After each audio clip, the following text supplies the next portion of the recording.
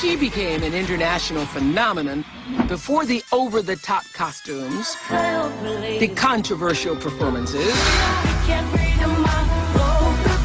Lady Gaga was the girl next door with a Catholic school upbringing. Born Stephanie Joanne Angelina Drumanata, she was raised in one of New York's wealthiest neighborhoods. Paris Hilton was her classmate. She studied classical piano from the time she was 4 years old. By the time she was in high school, she was writing songs and performing in the high school chorus. But she says she longed to break away from her strict Catholic upbringing. She found that freedom and her voice on stage in local nightclubs. Just a few years later, she said goodbye to Stephanie for good and hello to Lady Gaga. So what do you like to be called? Gaga. Gaga. Yeah. So I don't have to say Lady Gaga. No, I don't like that, actually. I don't know why, but it feels so weird when people call me Lady. Lady. Yeah. Okay. So formal. So Gaga. Yeah. Can you believe your life right now? No. No. I really feel so blessed, and every day I can't believe the amazing fans I have. I'm so lucky. Yeah.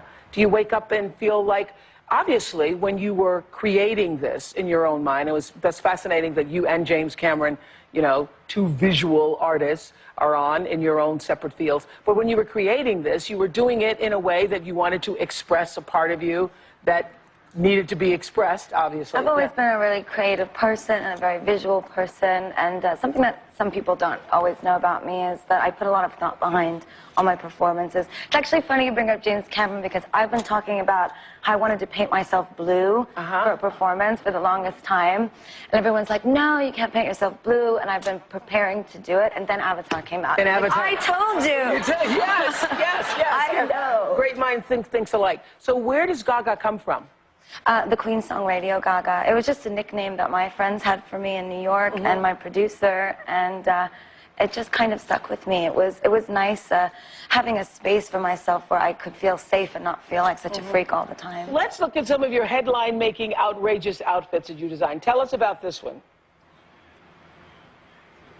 Oh, yeah. Well, that's Alexander McQueen, and I added the hat to it. It's an archive. It's the oldest archive in the McQueen collection, and it was meant to be a continuation of the VMA performance. So after I, the princess, had been murdered by the paparazzi, the red lace was meant to symbolize sort of my eternal martyrdom. And this? Well, that's, you know, well, that's Jean de Castelvaljac outfit, and I don't like to wear fur.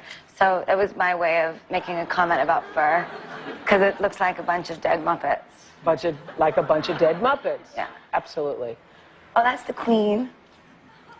Well, I kind of wanted to do an homage to the Queen. Yes.